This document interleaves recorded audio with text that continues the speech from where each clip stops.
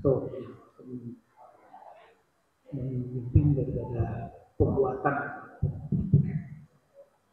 Bapak Ibu, ini sudah menunjukkan jam 10 lewat. Saya tidak cukup untuk kita berleha-leha karena zuhur sekarang jam 11 lewat 37. Jam 11 lewat 37. Jadi kita manfaatkanlah, kita sepensin mungkin waktu yang kita berikan.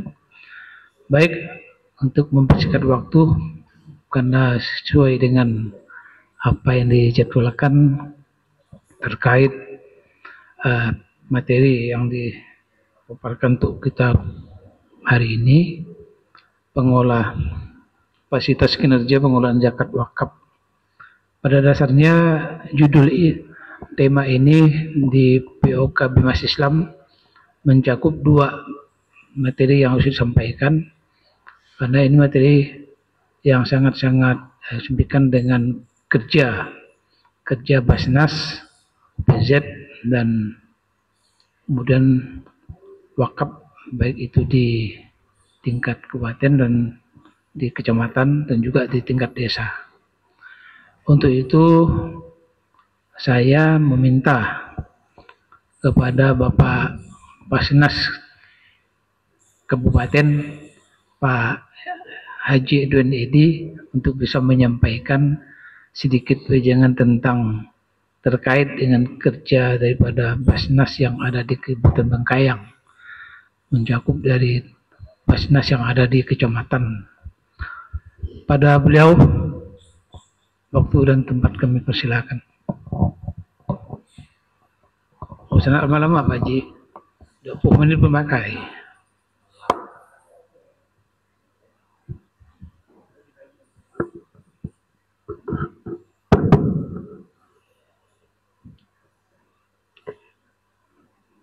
Ada rumah tidak beratap, dinding berasal dari pohon bambu. Tidak ada kata yang indah yang dapat saya ucap. Terima kasih kepada Pak Ardani yang sudah memberikan saya waktu. Pukul beduk sambil menari, maaf Bapak Ibu duduk, saya berdiri. Laki-laki itu harus berdiri. Jadi kalau tidak berdiri, kadang-kadang ada juga yang merajuk. A'udzubillahiminasyaitonirrajim. Bismillahirrahmanirrahim. Assalamualaikum warahmatullahi wabarakatuh.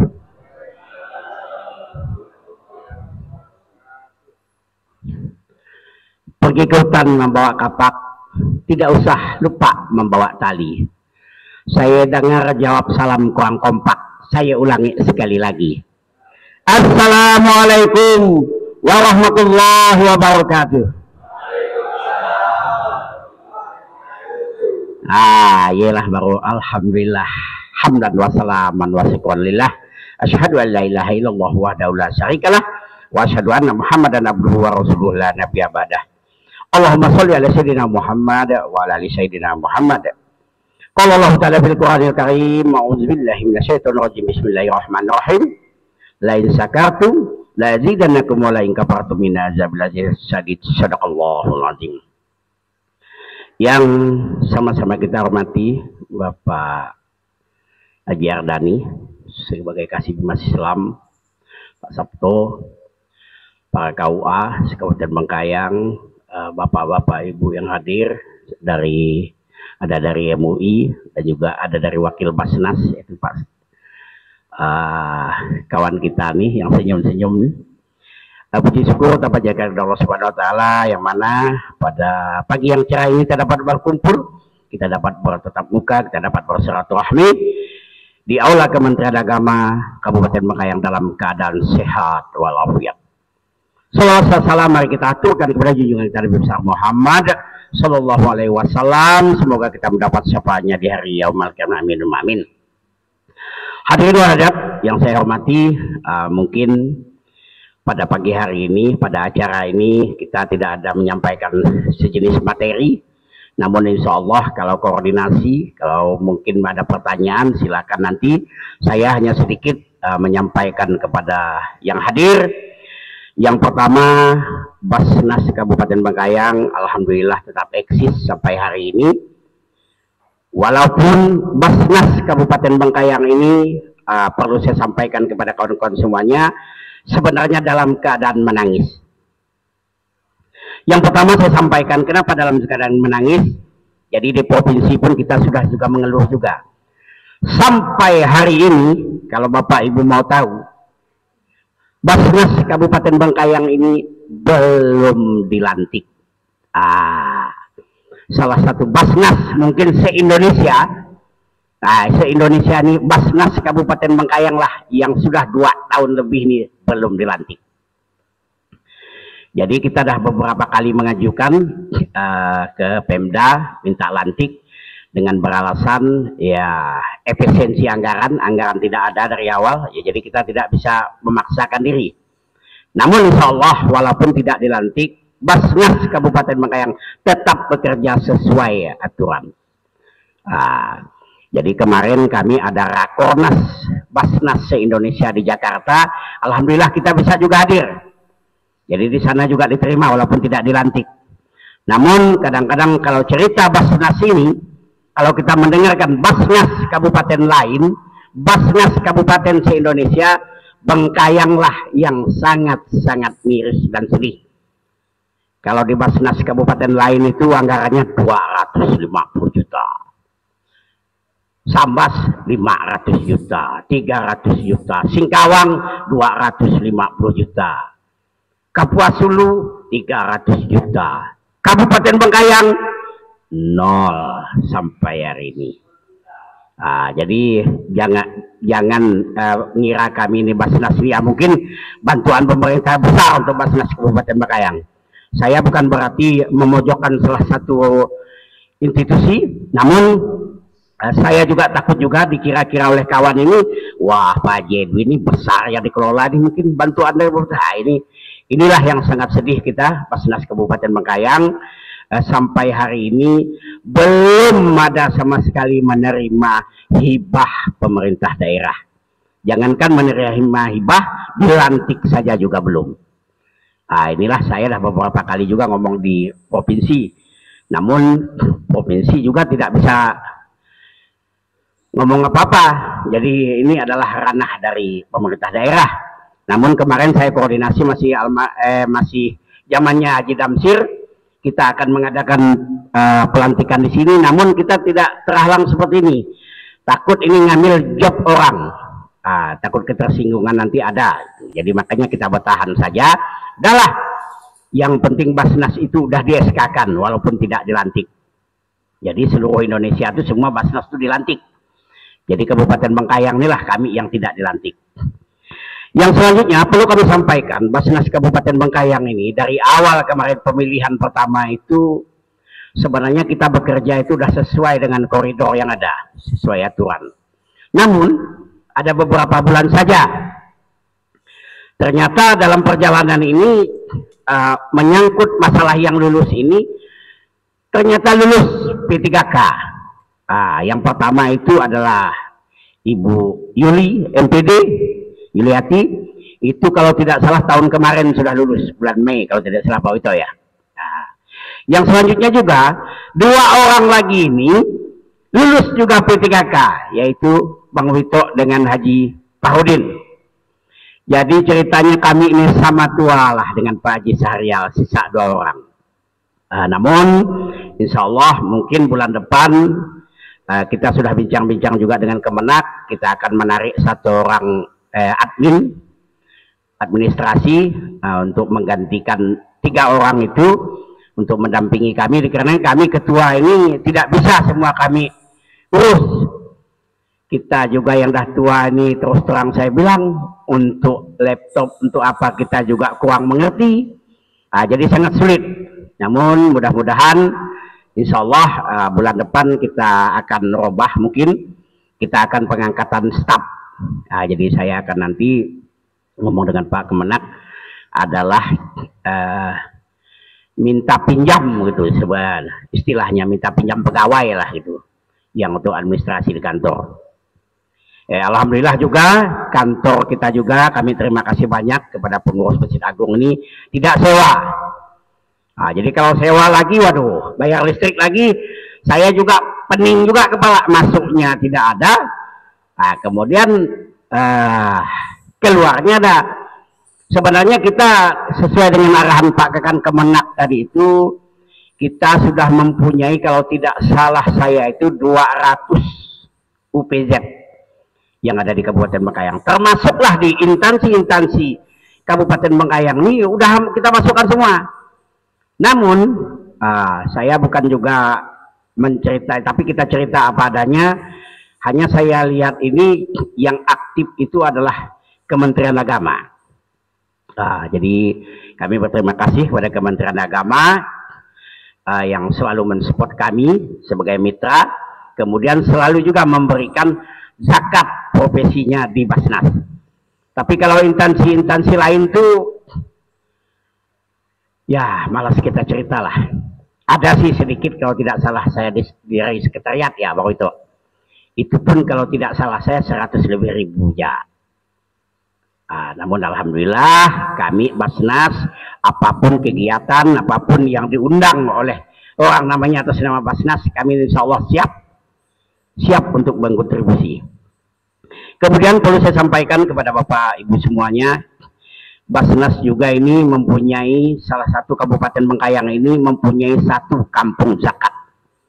Nah, jadi alhamdulillah dengan berdirinya kampung zakat ini mudah-mudahan perekonomian mereka masyarakat di ujung sana, di seberang laut, yaitu di Pulau Kabung, mudah-mudahan perekonomiannya akan terangkat. Jadi kita kemarin meresmikan juga kampung zakat di Pulau Kabung. Dan alhamdulillah mereka juga dibantu peralatan oleh pusat.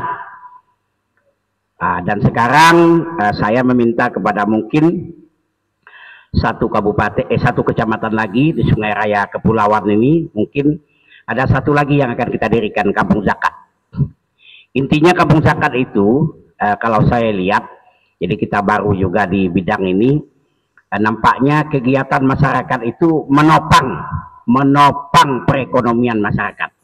Jadi kalau ada masyarakat di situ umpamanya bisnisnya, usahanya tempoyak umpamanya, itu dikembangkanlah, dibantu. Bagaimana cara bikin tempoyaknya, apa alat-alat yang diperlukan, nah sepertinya seperti itulah. Kebetulan kita di Pulau Kabung ini kan adalah cengkeh. Jadi kemarin alhamdulillah kita membuat minyak cengkeh. Di sana jadi kita bantu peralatannya. Bagaimana cara nyuling minyak cengkeh apa segala, alhamdulillah sekarang sudah berjalan. Mudah-mudahan kita bantu doakan perekonomian masyarakat di sana, insya Allah mudah-mudahan akan meningkat. Yang selanjutnya kegiatan Basnas Kabupaten Bengkayang, kalau zaman dulu, saya mohon maaf kepada UPZ ini, kalau zaman dulu kita membagikan beras. Kalau dulu kan kita tiap anu tuh bagi beras. Namun instruksi dari provinsi itu, kalau bisa sekarang ini kita menyantuni orang yang betul-betul fakir miskin tiap bulan. Jadi tahun kemarin kami sudah mulai menyantuni, ada orang yang sakit, ada orang yang kena stroke, yang tidak bisa bekerja, sedangkan dia bertanggung jawab pada keluarganya. Itulah fungsi kita hadir di situ. Namun mohon maaf kepada semuanya, tidak bisa juga kita santuni semuanya sesuai dengan pemasukan kita Basnas Kabupaten Bengkayang. Perlu saya sampaikan kepada UPZ, karena UPZ ini kadang-kadang ada juga UPZ ini yang agak nakal. Saya perlu saya sampaikan di sini, agak nakalnya apa? Dimintai ibaratnya laporan setelah penerimaan zakat itu susah. Sangat susah. Sampai kita pernah berkeliling nih dengan Bang Wito nih, ambil sana, ambil sini, ambil sana, ambil sini. Tanya Pak KUA-nya juga belum ada masuk. Jadi saya mohon kepada UPZ, walaupun uang zakat, infak dan sedekah itu tidak masuk di Basnas, tidak masalah. Hanya kami minta laporannya saja. Jadi kami sebenarnya kami tidak memaksakan bahwa itu harus disetor ke Basnas. Sebenarnya udah ada aturan. Kenapa UPZ itu bisa menerima zakat? Karena sudah ada SK dari Basnas. Tidak punya SK sebenarnya tidak boleh menerima zakat. Itu intinya ya. Jadi nanti sampaikan kepada kawan-kawan yang tidak punya SK dari Basnas itu sebenarnya tidak boleh menerima zakat. Itu aturan. Itu aturan yaitu Undang-Undang nomor 23 tahun 2011. Itu sudah ada diatur di situ. Jadi orang yang menerima sebagai UPZ itu adalah orang yang mempunyai SK dari Basnas kabupaten. Jadi kalau tidak punya SK Basnas itu sebenarnya ilegal tuh. Bisa dipidanakan. Ada itu aturannya di situ. Jadi kami tahun kemarin mengeluarkan edaran, kalau tidak salah saya pembagiannya itu adalah 80-20. Namun setelah saya cek di lapangan, intinya 80-20 ini, 20% itu serahkan ke Basnas dan 80% itu dikelola oleh UPZ. Sebenarnya perlu saya sampaikan, yang 80% ini harusnya itu adalah modal dari UPZ. Inilah kata Pak Kemenak tadi ini, jangan dibagikan habis. Tapi setelah saya cek di lapangan, rata-rata itu disatukan dengan uang zakat fitrah. Jadi dibagi habis semua itu. Jadi kalau bisa nanti mulai tahun depan, coba itu disimpan oleh UPZ uang itu, diamankan.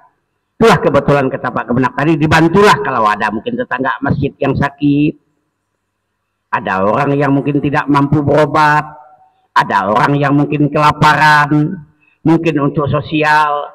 Itulah gunakanlah dana itu. Bukan harus dibagi habis pada sebelum Lebaran. Itu kalau zakat fitrah ya, zakat fitrah kita tidak pernah menyentuhnya. Jadi kami tidak pernah cerita soal zakat fitrah itu. Zakat fitrah itu silakan dibagi habis saja sebelum khutbah itu, khutbah Idul Fitri. Itu dibagi habis. Namun kalau zakat mal dan infak itu bisa saja, itu dikelola saja oleh UPZ, disimpan. Kemudian nanti apa yang diperlukan di masyarakat itu ya tolonglah dibantu sesuai dengan arahan Kemenak tadi. Itu kami pun dapat arahan juga dari sananya tuh seperti itu juga. Bukan sekaligus tuh harus mau Lebaran bagikan semua sajalah. Itu bukan. Jadi banyak salah kaprah sekarang nih.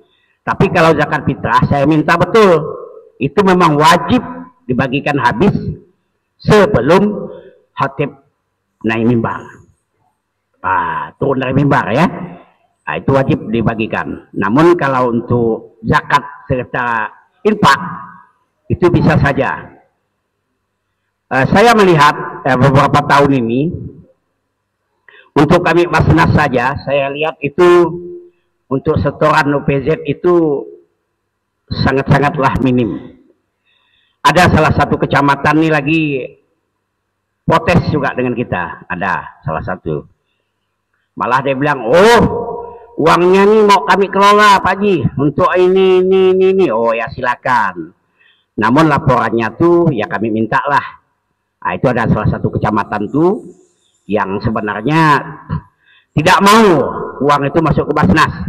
Ya mungkin takut kami pakai, takut kami makan mungkin uang itu. Ada salah satu kecamatan tuh, malah pengurusnya yang ngomong dengan saya. Saya bilang, kalian ini kalau tanpa SK kami Basnas Kabupaten Bekayang tidak dibolehkan untuk mungut itu. Itu perlu saya sampaikan. Kalau memang dilakukan dengan tidak itu bisa dipidanakan, ilegal itu. Jadi sekarang udah, kalau zaman dulu ya insya Allah, zaman dulu aturannya itu tidak ada, undang-undangnya tidak ada, undang-undang Basnas. Namun sekarang ini udah ada, wajib mempunyai SK dari Basnas. Penerima zakat itu wajib punya SK dari Basnas, ada catatan namanya di situ, SK-nya itu dari tahun sekian ke tahun sekian. Nah, itu mungkin sekedar kami sampaikan sedikit tentang Basnas. Perlu kami sampaikan juga, mana tahu antara bapak-bapak UPZ ini ada mungkin SK yang sudah mati untuk ke depan. Silakan cepat laporkan ke di grup itu, kan ada grup Basnas itu. Nah, silakan nanti dibikinkan oleh Bang Wito ini, dan akan kita sampaikan kepada yang bersangkutan. Nah, itu wajib hukumnya itu. Jadi kami tidak pernah meminta mungut apa segala tentang pembikinan itu, tidak. Namun itu adalah perlindungan bapak-bapak UPZ itu di lapangan. Jadi kalau kena tanya, kenapa kita berani-berani ngambil anu nih di masjid nih? Oh, kami punya SK. Oh, ini udah legal standingnya itu udah jelas. Jangan berpikiran nanti mentang-mentang ya di masjid tidak punya SK pun sembarang ambil, ya orang dah percaya dengan kita orang masjid. Oh, itu jangan. Jadi sebab barang itu sebenarnya terus terang saya bilang harus kita laporkan. Jadi kami Basnas Kabupaten Bengkayang ini, andai kata umpamanya seperti inilah, Bapak Ibu nih di UPZ nih, oh Pak Haji, kami ini kan ngadakan kegiatan, sebenarnya untuk setoran 20% nih ada sekian anunya untuk Basnas ini. Namun kami ada kegiatan, boleh enggak kira-kira kami makainya? Silakan. Kami fair tentang itu. Kami tidak pernah tidak menyanggupi. Silakan. Namun kami minta itu kami harus masuk juga laporannya. Bahwa Basnas itu disetorkan dalam umpamanya 5 juta itu 20% itu adalah 1 juta masuk ke kami. Oh, namun dikeluarkan lagi untuk kegiatan, itu yang masuk kami. Jadi kalau dikelola aja seperti itu tidak ada laporannya, kami juga akan nanyakan bagaimana kita ini lalu mengelola uang tidak ada laporan di kami. Nah, seperti itu. Jadi kami minta tolong kerjasamanya untuk OPZ yang ada di Kabupaten Bengkayang, teruslah bekerja, teruslah berjuang untuk umat. Kita UPZ dan Basnas ini adalah sama. Yang pertama intinya tugas kita adalah pengentasan kemiskinan. Nah, itu yang pertama yang perlu kita sampaikan di sini. Jadi itu salah satu tugas kita Basnas UPZ. Jangan sampai di samping-samping masjid kita, di samping-samping rumah kita itu masih banyak yang kelaparan. Nah, itu tolong didata, silakan. Kemudian saya akan membuka peluang, mana tahu ada anak-anak kita yang tamatan SMA yang kepengen nyambung untuk kuliah, tidak ada pembiayaan, namun kuliahnya di bagian agama. Jadi jangan lalu nanti minta kuliahnya di kedokteran, itu tidak ada. Jadi kuliahnya itu di IAIN. Jadi saya kemarin alhamdulillah juga saya mendapatkan piagam penghargaan dari IAIN karena adalah terdapat salah satu kabupaten di Kalimantan Barat itu yang mem-PPG-kan Grupa itu sebanyak 23 orang. Nah, itu adalah salah satu pencapaian Basnas Kabupaten Bengkayang yang tidak dilakukan oleh kabupaten-kabupaten lain. Nah, itulah pencapaian kami tahun kemarin. Perlu Bapak Ibu tahu. Kemudian saya juga menyampaikan kerjasama. Saya ngomong dengan rektor, Pak Rektor, bagaimana kalau kami ini Kabupaten Bengkayang ini banyak mungkin yang tidak mampu tapi mereka kepingin kuliah. Ya insya Allah Pak Haji, biayanya akan kita kurangin. Kalau tidak salah saya tuh biayanya itu hanya membayar 400.000 per semester. Nah, itu nanti maksud saya itu kalau ada anak yang kuliah itu Basnas yang bayarnya 400.000 tuh. Nah, itu ya yang maksud saya itu. Jadi Basnas ada juga lah nguliahkan mereka di IAIN gitu. Nah, jadi nanti kami minta kepada kawan-kawan yang mungkin ada anak tetangga, anak kita yang memang mau jurusannya di agama. Nah, jangan-jangan dipaksakan nanti yang bukan jurusan agama, kita paksakan kuliahnya di IAIN, ternyata mereka tidak selesai. Nah, itu yang perlu saya sampaikan.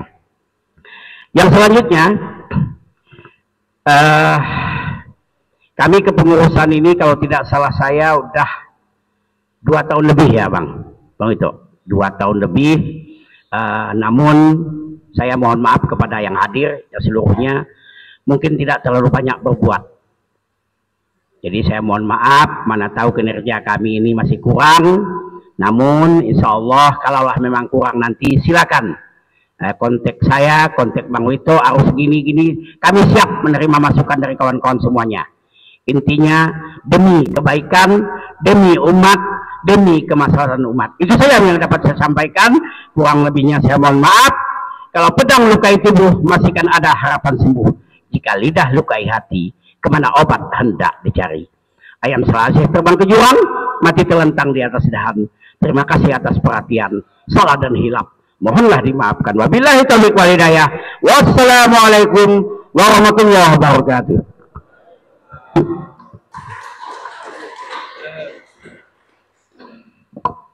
Memang dah gaya penceramah gitu ya. Oke.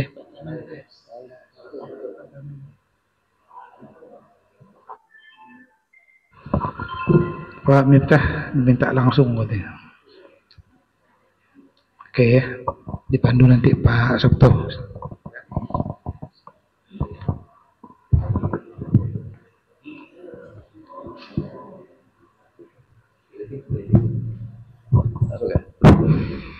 Bismillahirrahmanirrahim. Assalamualaikum warahmatullahi wabarakatuh. Alhamdulillah wassalatu wassalamu ala rasulillah. Asyhadu an la ilaha illallah wahdahu la syarikalah wa asyhadu anna Muhammadan abduhu wa rasuluhu la nabiyya ba'd. Bapak sekalian yang dimuliakan Allah, kalau tadi papan datanya itu bicara soal zakat dan wakaf, zakat sudah disampaikan oleh Pak Haji. Zakat dan wakaf ini langsung saja ya, tidak usah bertele-tele. Bagian daripada ekonomi Islam. Pertama itu, di agama kita itu ternyata diatur ekonomi Islam. Salah satunya melalui zakat dan wakaf. Dan zakat dan wakaf itu masing-masing punya undang-undang. Kalau zakat itu undang-undang berapa sih? 23 tahun 2011. Jadi mesti matanya lebih dalam lagi itu kalau dijabarkan. Kemudian wakaf juga punya undang-undang. Undang-undang 41 tahun 2004. Nah ini juga kalau dikaji dalam lagi. Pada kesempatan singkat ini, sebenarnya saya ingin menyampaikan ini pokok-pokok pikiran dalam Undang-Undang 41 tahun 2004 ini tentang wakaf yang harus diketahui oleh para nazir. Kalau diketahui oleh BWI lain lagi, yang diketahui oleh pemerintah lain lagi, yang diketahui oleh wakif lain lagi. Tapi ini berkaitan dengan nazir. Itu. Jadi antara zakat dan wakaf, saya bedilah biar agak keren sedikit. Zakat dan wakaf ini, ekonomi Islam ini kan mesti harus ditinjau dari jangka pendek dan jangka panjang. Jangka pendek dan jangka panjang. Zakat ini jangka pendek sampai menengah, kalau wakaf ini jangka menengah sampai jangka panjang. Dua-duanya diatur dalam Islam. Ini ya, hebatnya begitu ya. Islam tidak hanya bicara soal pendek saja, tapi yang jangka panjang. Nah, di pemerintahan kita, dua-duanya sudah dibuatkan undang-undang. Nah ini, kalau kita bicara soal wakaf, sebenarnya agak mirip dengan zakat nih, tentang kebaikan yang terus-menerus. Kalau kita lebih cenderung pada namanya sodakoh jariah. 3 aset akhirat yang dimiliki oleh manusia ini salah satunya lewat wakaf, yaitu amal jariah. Amal jariah itu akan terus mengalir sampai hari kiamat. Contohnya sekarang ada hotel di Mekah, itu Hotel Utsman bin Affan. Utsman bin Affan sudah meninggal dunia lama, itu 14 abad yang lalu. Asetnya masih ada, berarti pahalanya masih mengalir. Utsman bin Affan sudah tidak bisa membaca Quran lagi dalam kuburan, tidak bisa lagi sholat dalam kuburan, tetapi dari wakafnya Utsman bin Affan mengalir sampai hari kiamat. Jadi dia seolah-olah dia bersedekah selamanya itu. Seolah-olah dia bersedekah selamanya. Nah, itu bayangkan berapa itu aset di akhiratnya Utsman bin Affan. Di akhirat ya, ditarik dengan zakat ini. Agak lanjut, ya agak cepat aja. Nah, terus lagi-lagi. Ini kalau Umar bin Khattab ini ditiru oleh Umar bin Khattab. Jadi awalnya zakat wakaf itu sebenarnya bukan oleh Utsman, tapi oleh Umar. Umar ini zaman Rasulullah ini ada tanah di Khaybar, paling terkenal hadisnya itu, yang memang subur, kormanya bagus, dia tidak memiliki tanah sesubur itu kecuali di Khaybar, dikonsultasikan kepada baginda Rasulullah, mau diapakan ini enaknya bagusnya, maka Rasulullah menyarankan sedekahkan aja, yang disedekahkan itu hasilnya. Maka Umar semenjak itu tanah itu dia klaim tidak diwariskan, tidak akan dijual, dan tidak akan disedekahkan tanahnya, yang disedekahkan adalah kormanya. Itu baru muncul konsep wakaf di situ, ditiru oleh Utsman bin Affan melalui sumur. Ya, sumur sampai sekarang sumurnya masih ada. Nah, seperti itu. Apakah kormanya Umar bin Khattab sampai sekarang masih ada? Walau alam bisawabnya Pak Haji. Udah. Ada masih ada Pak Haji? Tanahnya Umar bin Khattab yang Khaybar kebun ini masih kah? Karena dalam sejarah Umar itu tidak mewariskan kepada anaknya. Tanah itu jadi memang ini bukan warisan, ini pokok harus lamanya disedekahkan itu. Itu klaimnya Umar bin Khattab ini. Mestinya masih ada itu ya, mestinya. Tidak kalah dengan Utsman bin Affan. Nah, ini kalau yang perlu diketahui ini, saya lihat absennya, yang nazir itu cuma 9 orang, betul ya? Nazir 9 orang, kemudian tadi UPZ-nya ada 11 orang yang hadir. Ada berapa yang nazir? Coba tunjuk jari Pak. 1, 2, 3, 4, 5, 6, 7, 8. Nah, pas lah ya. Pas 9. Ini mohon ini berkaitan dengan nazir ya. Wakaf, lanjut aja, wakaf ini pengertiannya tidak usah terlalu dibahas. Nah ini nazir ini itu ada 3 kategori: perorangan, organisasi, dan badan hukum. Ini para kalau KUA ini pasti tahu ya. Kalau nazir perorangan itu berarti minimal 3 orang dalam undang-undang, maksimal 5 orang yang tertulis yang di SK-kan, ada yang mengajukan nazir kepada KUA itu lebih dari 10 orang. Nah, itu tidak akan bisa semua. Pasti yang diakomodir maksimal 5 orang. Karena itu akan tertulis di sertifikat wakaf. Maka maksimal 5 orang, minimal 3 orang. Kalau cuma 2 orang belum sah. Nah, kalau nazir organisasi dan badan hukum ini, kalau mengajukan ke KUA ini menggunakan format W5A. Ya, KUA harus tahu nih, format W5A. Kalau cuma format W5 itu nazir perorangan. Kalau W5A nazir badan hukum atau organisasi. Ini kemudian ini paling lanjut lagi syaratnya ya seperti itu. Kemudian nazir perorangan ini di PP-nya 3 orang, maksimal 5 orang, dan salah satu nazir itu harus bertempat tinggal di wilayah situ. Ya, tidak boleh nazirnya orang Pontianak 3-3-nya lalu tanahnya di sana ya, tidak bisa. Harus tinggal di situ. Salah satunya gitu. Harus salah satunya. Ya. Kemudian nazir ini ternyata ada yang sudah meninggal rata-rata, yang wakaf lama itu sudah pada meninggal ya. Nah, itu nanti ada caranya bagaimana nazir ini akan diangkat kembali. Kemudian nazir berhenti dari kedudukannya apabila meninggal dunia, berhalangan tetap, mengundurkan diri, atau diberhentikan oleh BWI. Jadi nazir itu bisa ada masa periodenya Pak ya. Ada masa periodenya BWI itu. Nazir itu ada masa periodenya. Berhentinya salah seorang nazir yang perorangan itu tidak berarti nazir 3-3-nya berhenti, tidak. Kalau nazir 3 orang, 1 meninggal, yang 2 tetap dari nazir, yang 1 dengan diangkat kembali, gitu. Jadi tidak satu paket ya, gitu. Kemudian lanjut. Nah ini apabila nazir perorangan berhenti dari kedudukannya, nazir yang ada harus melaporkan kepada KUA selama 30 hari ya. Udah lama, meninggalnya bertahun-tahun sudah dilaporkan. Aturnya 30 hari, ini aturnya Pak KUA ya. Kalau 30 hari ada nazir meninggal, laporan kemana? Laporannya ke BWI. Sebab yang meng-SK-kan kemudian, BWI kemudian adalah BWI, bukan kepala KUA. Kepala yang pertama aja pengesahan nazir, itulah kepala KUA yang tertulis di sertifikat. Untuk selanjutnya nazir itu diangkat atau diberhentikan oleh BWI, seperti Basnas mengangkat dan memberhentikan UPZ ya. Basnas mengangkat dan memberhentikan UPZ. Tapi kalau nazir itu dia berhentikan dan diangkat oleh BWI. Kalau ini masih problem di masyarakat, kalau ada nazir dalam 1 tahun, ada enggak ya? 1 tahun sejak awal tidak melaksanakan tugasnya, kepala KUA baik atas inisiatif sendiri maupun atas usul wakif atau ahli waris wakifnya berhak mengusulkan kepada BWI untuk mengganti nazir. Nah, jadi kalau nazir tidak amanah, ya wakifnya atau ahli warisnya atau kepala KUA atas inisiatif sendiri boleh mengusulkan kepada BWI untuk mengganti nazir itu. Itu ya. Jadi agar tahu apa yang harus dilakukan oleh kepala KUA dan para wakif itu, kalau ada nazir tidak bertanggung jawab, ini boleh diusulkan baik atas inisiatif wakif ataupun kepala KUA. Jadi kepala KUA boleh berhak aja untuk mengusulkan. Jadi berhak usulan aja. Nanti kalau ini nazirnya suka menggelapkan uang masjid, misalkan ya, ini nazirnya ini begini-gini, itu diberhentikan.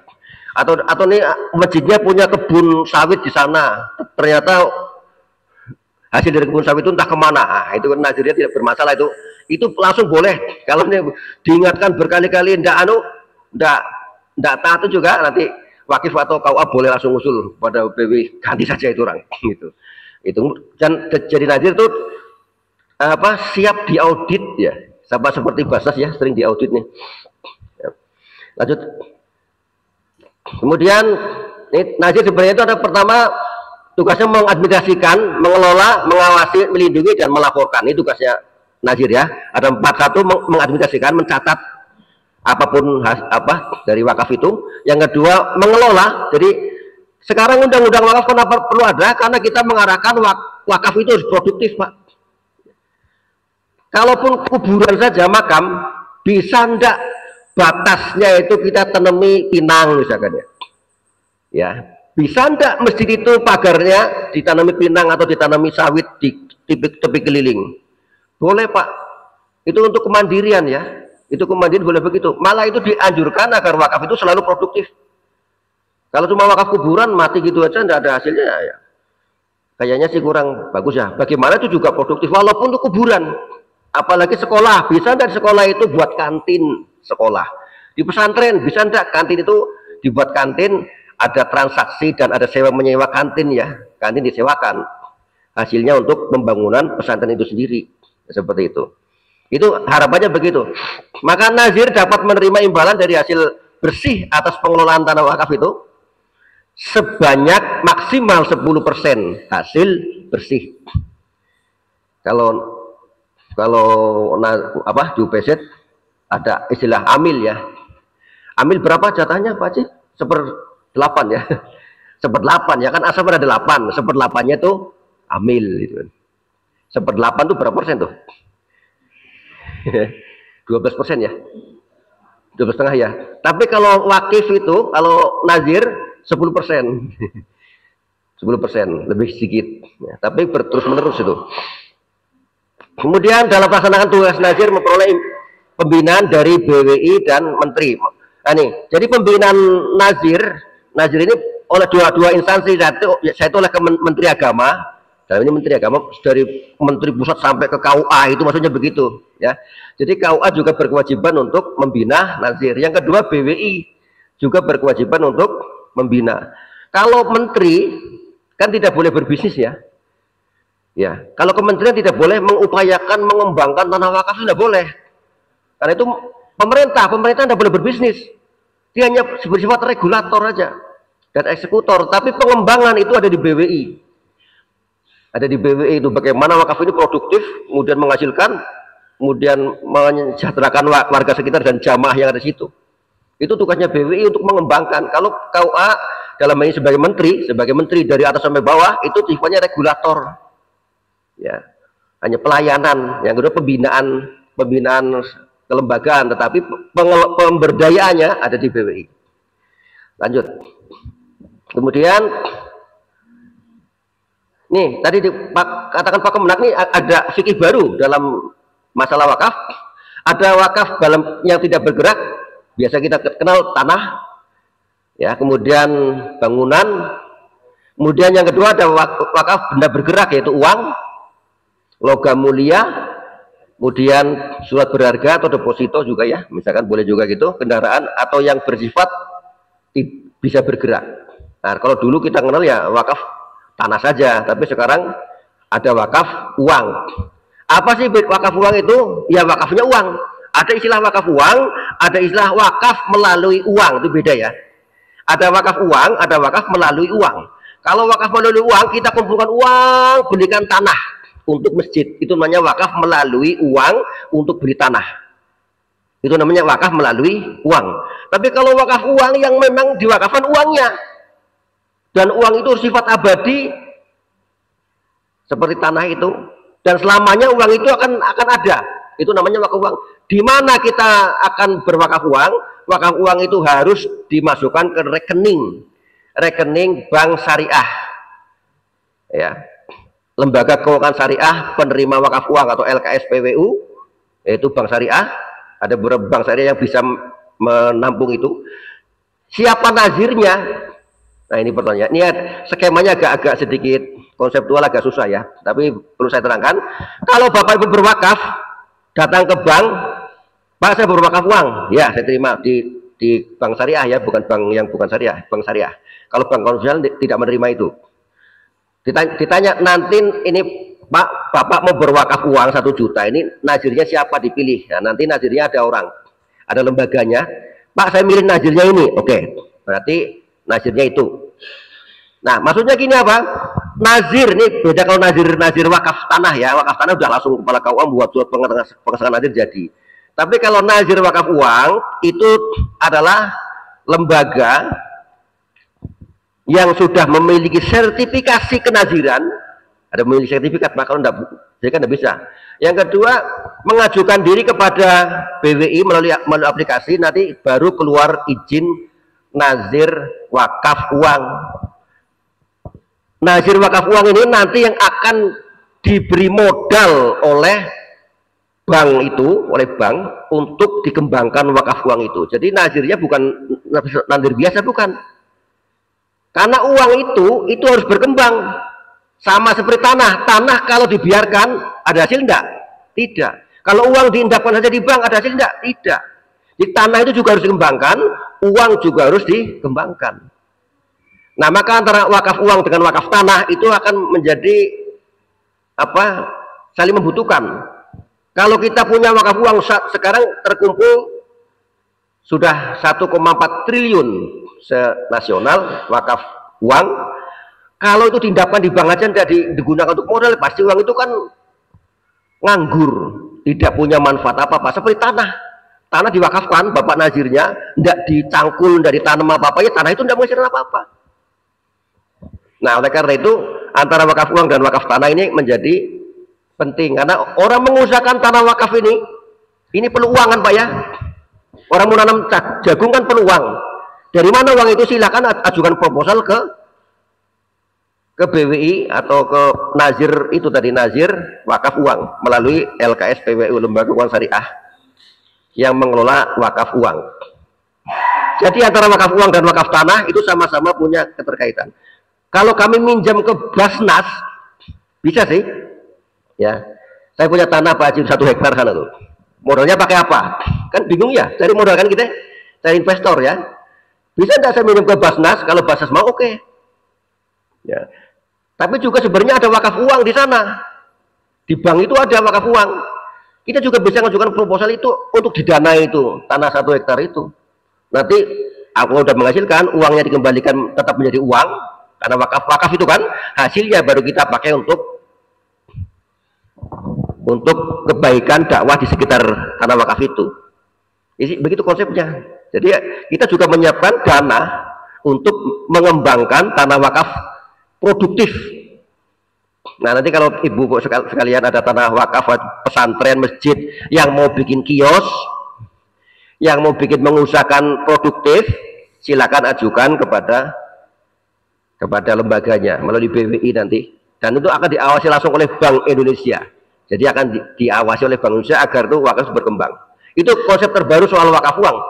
Ada wakaf logam mulia juga begitu. Jadi ini yang baru. Dan hari ini saya masih diminta oleh BWI provinsi mengirimkan data nazir yang mengelola wakaf produktif se-Kabupaten Bengkayang. Silakan Bapak Ibu kalau mau mendaftarkan diri untuk pelatihan sertifikasi kenaziran ya, secara online, dan nanti ujiannya, hukumnya, kompetensi nanti tanggal 7. Pelatihan online tanggal 3 dan 4, nanti uji kompetensinya tanggal 7 di Pontianak. Ini kalau Bapak browsing aja, kalau membayar berapa sih biaya sertifikasi kenaziran, ini berkisar antara 3,5 juta sampai 4 juta. Ini gratis untuk 45 orang. Tapi syaratnya dia nazir yang mengelola tanah wakaf produktif atau tanah wakaf yang mau diproduktifkan. Walaupun masjid tapi mau bikin kantin misalkan ya, Bapak boleh ikut. Tadi diseleksi dari Bengkayang berapa enggak tahu ya, kita ajukan aja pokoknya 10 atau 12 itu ya, nanti yang diterima 7 ya syukur, diterima semuanya alhamdulillah. Nah ini hari ini.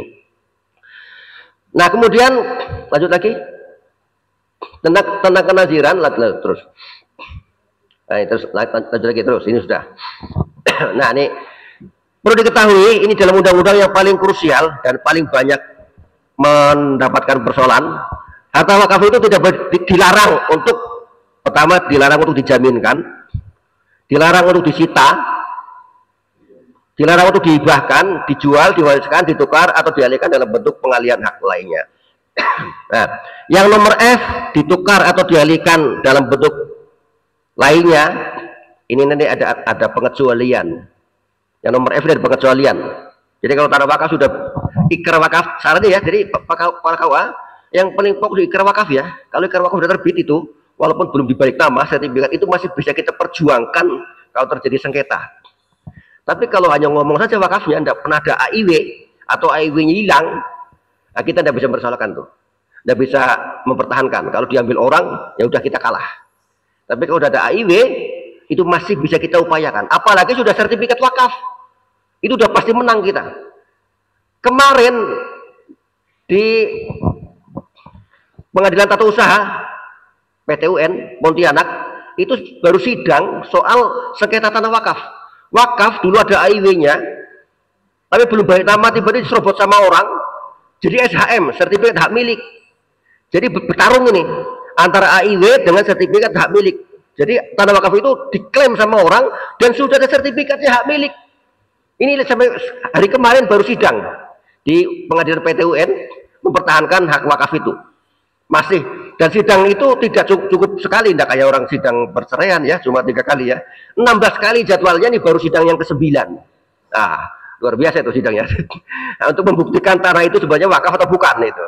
Nah, ternyata ada sudah mulai akan titik terangnya bahwa ternyata nanti yang digugat itu akan dianggap cacat prosedur di sertifikat hak milik karena dia menyerobot tanah orang sebelum ada akad yang jelas itu sedang digugat. Di Sanggoledo enggak? Sanggoledo adakah? Adakah? Sanggoledo? Adakah? Sanggoledo, ada tanah wakaf yang mau dijual katanya.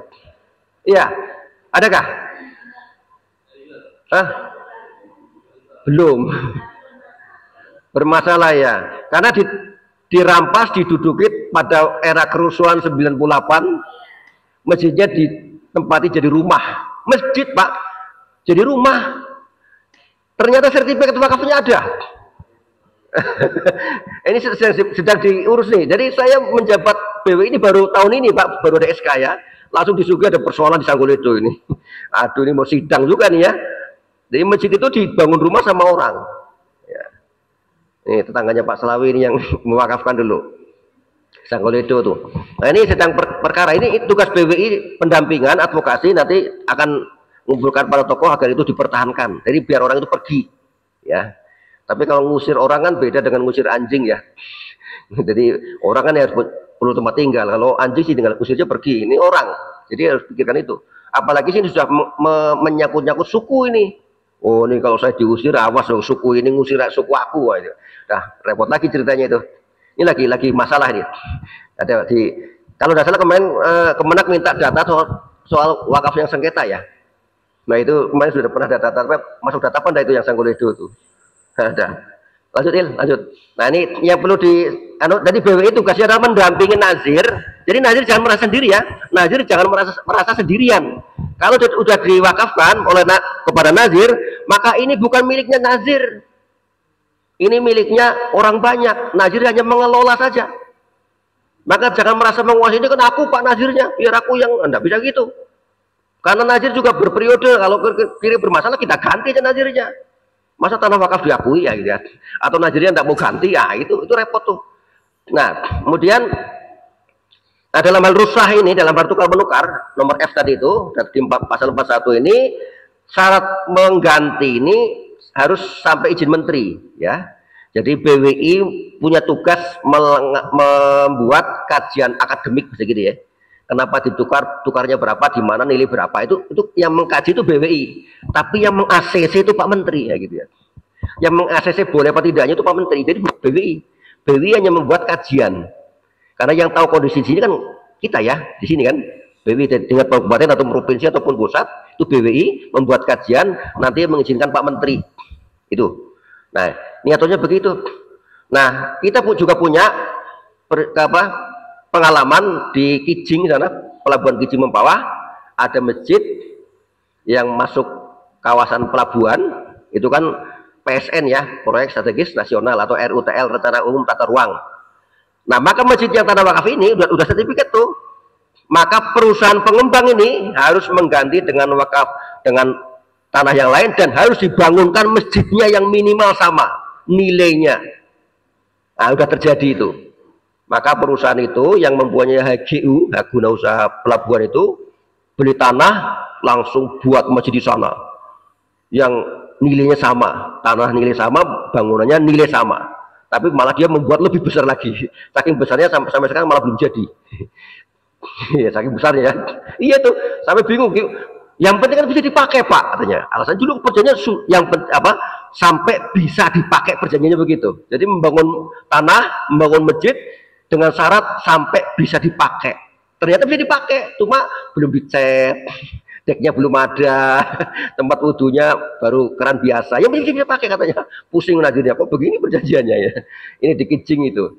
Jadi ini kita pernah kalbar, pernah meruslah, pernah mengganti tanah wakaf yang sudah memang sertifikat wakaf diganti dengan tanah lain. Walaupun ternyata perusahaan itu juga masjid yang lama di perusahaan itu juga dibangun masjid lagi, tapi kan tanahnya bukan lagi wakaf, gitu. Tanah HGU, karena diganti dengan diruslah dengan lokasi lain. Seperti itu. Itu tidak pernah terjadi. Oleh itu nazir ini menjadi penting. Nanti sama seperti BAS yang meng-SK-kan UPZ, kalau BWI meng-SK-kan nazir. Nah, lanjut lagi, masih tinggal sedikit lagi. Nah, wah ini ketentuan pidana, kalau sudah pidana terakhir ya. Kalau di pasal terakhir ini pasal 67 tentang pidana. Pidananya ini setiap orang yang dengan sengaja meminjamkan, menjaminkan, menghibahkan, wah dihibahkan pula nih, menjual, mewariskan, mengalihkan dalam bentuk pengalihan hak lainnya. Nih ya, mengalihkan saja. Atau benda wakaf yang telah diwakafkan sebagaimana sebagai termasuk pada pasal 40 atau tanpa izin menukar atau benda wakaf yang telah diwakafkan sebagaimana dimaksud pasal 41 dipidana dengan pidana 5 tahun. Nah, jadi kalau mengalihkan saja Pak Wito tanpa izin Pak Menteri tadi dengan prosedur itu kena pidana itu. Ya, mengalihkan tanpa prosedur yang jelas bisa dipidana itu. Jangan sampai nazir niatnya baik mengalihkan lalu tiba-tiba kena pidana pula ya. Padahal niatnya baik karena tidak sesuai dengan prosedur.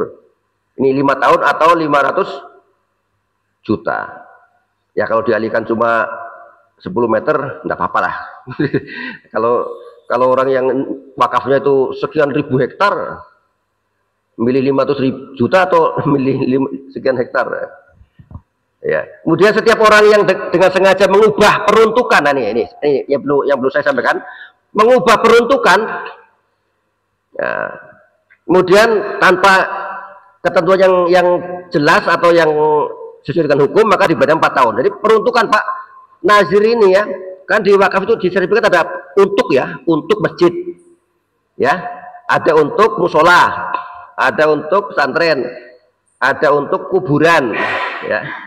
Tiba-tiba Bapak mengalihkan kuburan sebagian saja, lalu di sampingnya dibangun masjid, itu namanya Bapak merubah peruntukan. Itu saja sudah hati-hati. Ya, hati-hati itu. Merubah peruntukan saja, tidak mengambil, tidak apa, merubah peruntukannya itu jadi masalah. Maka itu diikuti. Yang ketiga, setiap orang yang dengan sengaja menggunakan atau mengambil fasilitas atas hasil pengelolaan pengembangan harta benda wakaf melebihi jumlah yang ditentukan. Jumlah berapa tadi jumlahnya? 10. Haknya wakif, haknya nazir berapa tadi? 10. 10%. Ya, melebihi itu, nah ini juga ada itunya. Nah, saya ingin menekankan kepada peralihan peruntukan. Nih, ini saya belum sampaikan. Untuk mengalihkan peruntukan wakaf, contohnya di sini di Bengkayang ini, bekas suro jadi TK, ya, bekas suro jadi TK, itu kan itu peruntukannya berubah ya, dari suro menjadi TK. Itu aturannya izin tertulis dari BWI, tertulis izinnya dari BWI. Kalau ada izin itu, maka nazir boleh merubah peruntukannya. Untuk ini berubah, tapi wakaf nazirnya tetap, tanah hewan tetap, tetapi peruntukannya berubah, maka izin oleh BWI tertulis. Ya, tertulis. Di sini yang saya lihat ini Pak Limron, ini ada yayasan apa tuh? Hidayatullah, berapa wakaf yang dikelola? Hah? Yang dimakmakan berapa? Yang dimakmakan? Jadi apa? Sawit. Peruntukannya untuk apa? Pesantren. Nah, udah. Tertulis di sertifikat apa? Sertifikat.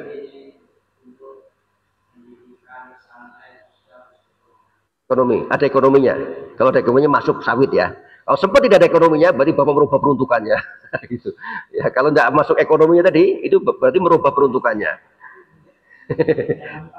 Iya, cuma waktu itu zaman perubahan sini belum ada BWI waktu itu, jadi yang di sini yang di TK ya. Nah ini jadi bapak-bapak yang mengelola tanah wakaf itu yang usahakan produktif ya, walaupun cuma kita bikin kios 3x5 misalkan ya, usahakan begitu ya, yang nazir-nazir nih. Dan kepala KUA sebagai pembina, ini pembina nih didorong untuk itu. Sebenarnya materi ini akan kita sampaikan nanti kepada nazir yang lebih banyak lagi. Ini nazir cuma 9 orang ya. Yang lain ini UPZ. Tapi tidak apa-apa ya, tahu ya. Barangkali UPZ-nya juga nazir juga tuh. Ya, barangkali UPZ juga nazir juga. Jadi tahu soal ini nanti agar di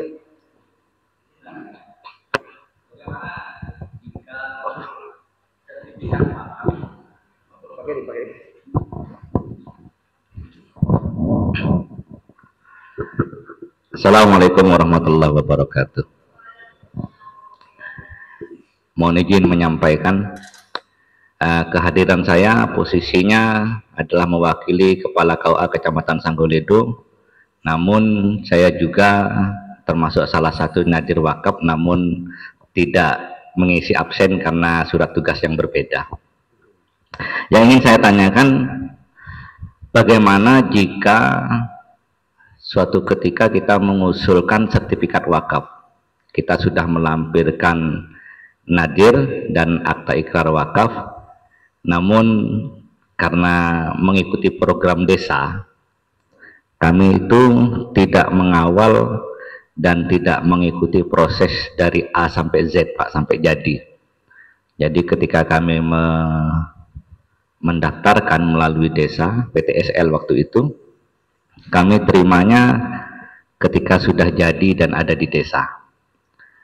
Setelah kita lihat yang sudah jadi itu peruntukan yang awalnya untuk sarana ibadah, pendidikan, kesehatan, dan kesejahteraan umat, kemudian di sertifikat itu untuk masjid. Nah, padahal keluasan tanah itu mencapai 20.100 sekian meter persegi. Nah, ini perbedaan dari peruntukan di sertifikat wakaf dengan akta ikrar wakaf ini bagaimana menyikapinya, Pak? Begitu, Pak. Terima kasih. Ini udah saya tanya, moderatornya nganggur aja. Iya. Kalau peruntukan yang berbeda, lagi kalau sudah terlanjur tertulis segitu, ya tinggal minta izin sama BWI saja. Ya, minta izin tertulis surat itu bahwa kami akan menggunakan untuk ini. Nanti BWI mempertimbangkan, baru keluar hasil jawaban itu. Jawaban itu menjadi patokan ya. Itu disimpan baik-baik jawabannya, jangan sampai hilang. Ditanya orang lain, digugat orang lain, kalau dokumen itu hilang, nggak bisa ngomong kita. Jadi jawaban dari BWI diarsipkan betul-betul agar tidak digugat oleh orang lain. Kalau nanti gara-gara itu nanti tiba-tiba wakif merasa dulu saya bukan untuk itu, padahal sudah ada izin. Itu bisa begitu kan, maka disimpan. Ada wakaf, Pak Wito, ini yang PTSL ini udah dibaca siapa wakifnya? Adakah? Wakifnya siapa di situ? Ada, tertulis itu. Enggak, di sertifikat wakifnya tertulis. Tertulis. Oh ya. Sebab ada tanah wakaf Pak yang tidak melalui AIW, kawan-kawan KUA ya. Ada wakaf yang tidak melalui AIW ada. Lalu langsung melalui keputusan kantor tanah, keputusan kantah. Jadi kepala kantah itu BPN itu langsung bisa meng-SK-kan sebagai tanah wakaf tanpa AIW. Itu bisa. Gila itu ada 3 atau berapa persil yang karena percepatan kemarin zamannya Jokowi, ya. Ternyata Najirnya juga tidak pernah ngurus AIW-nya, tapi diukur oleh orang BPN langsung terbit itu bentuk sertifikat wakaf, tapi tanpa AIW. Maka nanti data di KUA bingung, AIW-nya kosong, Najirnya kosong, tapi sertifikatnya wakaf itu ada, bisa begitu. Nah kalau Pak Wito kasusnya ini karena cuma perubahan peruntukan itu lebih mudah, tinggal buat surat aja kepada BWI. Aturannya kalau di bawah 1 hektar itu izinnya ke BWI kabupaten, di atas 1 hektar ke tingkat sampai 5 hektar ke tingkat provinsi, di atas 5 hektar tanah itu dalam sertifikat itu izinnya ke BWI pusat. Tapi itu gampang aja, cuma buat surat aja.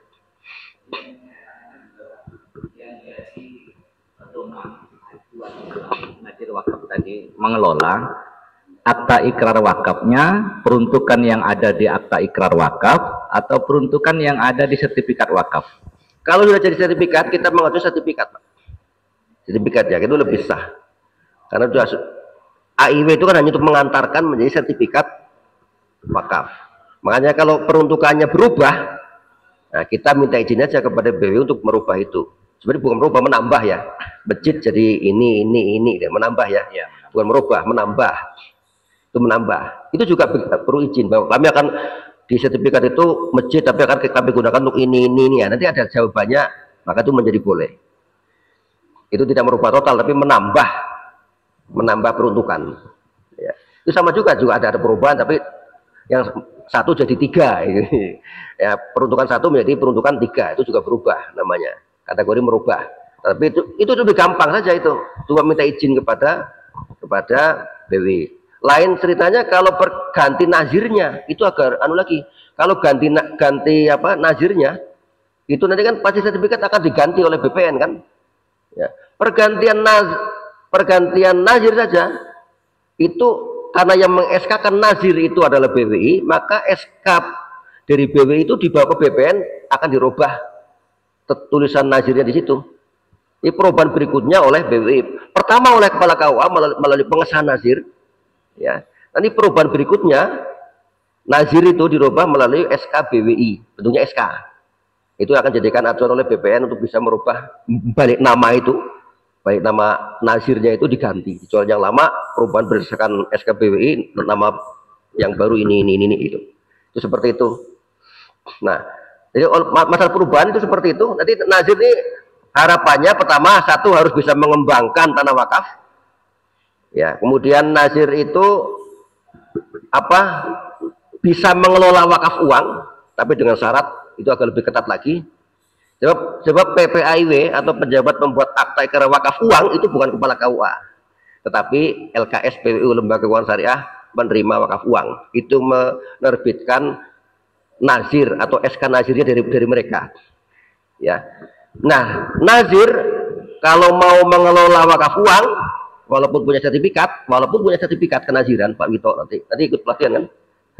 Itu boleh mengumpulkan wakaf uang, tetapi tidak boleh masuk kocek dulu, harus langsung ke syariah, bank syariah. Kenapa? Nazir tidak boleh langsung mengumpulkan langsung masuk kocek, tidak boleh. Itu dilarang itu. Masuk dulu, nanti baru kita ngajukan proposal ke mereka. Walaupun itu rekening atas nama kita, kita selaku nazir wakaf uang punya rekening di bank syariah, rekeningnya namanya nazir ini ya, nazir misalkan nazir sebalo misalkan, sebalo permai misalkan nazirnya, atau sebalo berkah misalkan ya, nama nazirnya itu boleh mengumpulkan uang masukkan ke rekening kita. Tapi kalau kita ngambil nanti ini, itu harus dalam pengawasan mereka. pengawasan bank itu. Jadi kita buat proposal layak apa tidak didanai, nah baru muncul. Kenapa serumit itu? Karena agar uangnya tetap utuh, uangnya itu aman. Kalau asal keluar nih, nanti jangan-jangan uang nggak balik. Kalau nggak balik yang tanggung jawab siapa? Nah, sektor keuangan begitu. Jadi mengeluarkan wakaf uang untuk kita mengusahakan wakaf tanah tadi kita, itu sebagai proposal juga, walaupun itu rekening atas nama kita, atas nama nazir kita. Nah, ini agak lebih ya, karena ini masalah keuangan. Itu lebih, itu undang-undangnya begitu, regulasinya itu semi perbankan ya. Nah, kemudian yang perlu saya sampaikan berikutnya, wakaf uang kalau di atas 1 juta itu diterbitkan sertifikat. Yang menerbitkan siapa? Langsung banknya, bukan BWI, bukan kepala KUA. Langsung banknya menerbitkan sertifikat wakaf uang minimal 1 juta. Kalau di KUA ada wakaf catin ya, cuma 100 ya, itu tidak akan dapat itu. Iya, wakaf di bawah 1 juta itu kategori wakaf khair. Wakaf dibagi menjadi 3 Pak, secara peruntukan: wakaf khair, wakaf ahli, wakaf mustarok. Nanti ada di pelatihan tuh. Wakaf khair itu artinya wakaf selamanya abadi ya, dipakai untuk umum. Kalau wakaf tanah, wakaf ahli, ada Pak nanti Pak, wakaf hanya untuk keluarganya sendiri ada. Ya, Pak Haji Murim berwakaf, saya berwakaf tanah, tapi yang boleh untuk kuburan ya misalkan. Tapi yang boleh dikubur sini adalah pokoknya yang ada darah saya, ini terah saya itu boleh. Itu oleh undang-undang diakomodir itu. Itu namanya wakaf ahli. Ya.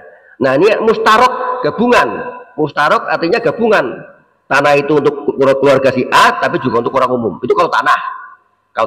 Kalau uang yang di bawah 1 juta itu menjadi wakaf khairi, wakaf baik. Pokoknya tidak ada sertifikatnya, tidak boleh diambil ulang. Tidak berjangka. Tadi Pak Kasim menyampaikan berjangka ya. Kalau wakaf 1 juta ke atas itu boleh berjangka. Ini bedanya ya. Di undang-undang tersebut wakaf di atas 1 juta itu boleh berjangka. Pak, saya punya uang 5 juta, saya wakafkan selama 1 tahun aja, itu boleh. Boleh. Saya wakafkan selama 1 tahun saja uang itu. Jadi selama 5 tahun itu nanti apa BSI, bukan BSI saja, LKSPWU namanya, lembaga bank syariah itu akan mengupayakan diinvestasikan kemana-mana, diambil manfaatnya, untungnya itu untuk kepentingan dakwah. Uang 5 juta tetap ada, 5 tahun dikembalikan lagi. Itu namanya berjangka, seperti deposito. Jadi deposito kan biasanya untuk kepentingan bisnis dan memperkaya diri ya. Tapi ini tidak, hasil dari itu untuk umat, itu namanya wakaf berjangka, minimal 1 juta. Itu namanya wakaf berjangka. Itu ya. Itu namanya wakaf berjangka. Di atas 1 juta itu boleh berjangka. Tapi di bawah 1 juta itu menjadi wakaf selamanya, termasuk wakaf catin yang cuma 100.000 itu dikumpul-kumpulkan. Atau sebagai kemenak tuh 100 berapa tuh? Banyak sebagai kemenak tuh kumpul-kumpulkan. Itu wakaf khairi, semuanya abadi selamanya. Tidak boleh kita mengambil lagi itu. Tapi kalau 1 juta di atas, 1 juta ini boleh ditanya mau selamanya atau berjangka, itu gitu. Itu kalau di atas 1 juta. Tanah juga begitu Pak. Tanah ini saya Pak Modin punya misalkan Pak Wito ya, atau Pak Sabto lah yang contohnya. Pak Sabto punya tanah 5 hektar misalkan ya. Dipakai 1 hektar, 4 hektar nganggur, nggak bisa mengusahakan. Nah, saya wakafkan nih yang 4 hektar nih, tapi wakafnya 10 tahun aja, boleh. Itu nggak perlu, nggak disertifikat itu. Kalau sertifikat bahaya. Jadi tanah itu cuma dipinjamkan namanya ya. Bahasa kita minjam tanah 4 hektar selama 5 tahun, tunjuk nazirnya ini nanti untuk tanam apa, tanam menghasilkan itu juga kategori wakaf. Di wakaf itu adalah sesuatu yang bersifat jangka panjang. Kalau sedekah infak ini bersifat langsung kontan, memang itu ya. Maka kalau wakaf itu agak berbeda dengan zakat dan infak. Dua-duanya penting karena Islam mengatur mengatur jangka pendek dan mengatur jangka panjang. Jangka panjang di wakaf, jangka pendek dan sampai menengahnya di zakat dan infak serta sedekah. Islam ini sempurnanya Islam begitu, ada yang jangka panjang, ada yang pendek. Maka harus ada pihak yang mengelola jangka pendek, Mbak Edwin ini mengelola jangka pendek, dan kebetulan kita juga sudah ditunjuk yang mengurus jangka panjang. Jangka panjang itu melalui BWI itu. Nah, maka nanti akan sinergi antara BWI dengan Basnas itu, saling kolaborasi. Semua itu untuk kepentingan perekonomian Islam. Nanti kalau sudah maju perekonomian Islam, target pertumbuhan ekonomi menurut Menteri Keuangan berapa? 8% ya. Ini maksimal, sekarang baru 4,5%, mencapai 5% pertumbuhan ekonomi saja susah ya. Tapi kemarin jaketnya Pak Purbaya itu Menteri Keuangan sudah 8%. Berarti pertumbuhan ekonomi harus 8%. Kalau 8% berarti mustahiknya lebih sedikit. Ya. Kalau pertumbuhan ekonomi tinggi berarti mustahiknya lebih sedikit tuh. Nah, tujuan kita kan begitu ya, agarnya dulu menerima zakat menjadi orang yang berzakat. Kan tujuannya begitu, ya. Maka kolaborasi antara zakat, infak, sedekah dan wakaf ini menjadi kesatuan, menjadi penting. Maka nazir nanti ada pelatihan. Nah, sekarang yang terakhir ditawari nih. Ada tawaran siapa yang kalau ada Bapak berminat pelatihan nazir tadi itu, ya. Tanggal 3 dan 4 online, tanggal 7 nanti ujian kompetensi, siapa yang mau ikut silakan. Walaupun Bapak UPZ tapi ngelola wakaf juga enggak apa-apa, Pak, daftar aja. Ya, daftar aja. Ya, kalau sana ada kebun sawit, ada kebun getah, ada sawah, ada perikanan, ada peternakan, atau masjid saya pingin ada lahan di sedikit pingin jadi kolam ya, kolam ikan, enggak apa-apa. Itu kan produktif itu. Itu ya bagus deh. Dari mana modalnya? Nah, ini ya, mikir modal kan? Modalnya bisa ngomong ke Pak Haji Edwin. Modalnya bisa ngomong ke Pak Haji Edwin, bisa. Atau ngomong ke nanti ke itu ke LKSPWU tadi, ke bank yang kita ambilkan dari dana wakaf uang yang melalui Catin yang berapa miliar itu akan digunakan untuk itu, untuk modal memang, karena uang tuh jadi hasil, jadi bermanfaat kalau dimodalkan. Kalau uang cuma dikocok-kocoknya enggak. Wakaf uang itu bukan untuk disedekahkan, tapi untuk dimodalkan. Bedanya begitu ya. Jadi wakaf uang yang ada di bank yang 1,4 triliun itu bukan disedekahkan, bukan, tapi dimodalkan. Bedanya dengan zakat begitu. Kalau zakat memang harus disedekahkan, harus dikasihkan ke orangnya, agar orang itu menjadi sejahtera, menjadi gini begitu. Tapi kalau wakaf bukan diinfakkan tapi dimodalkan. Itu bedanya.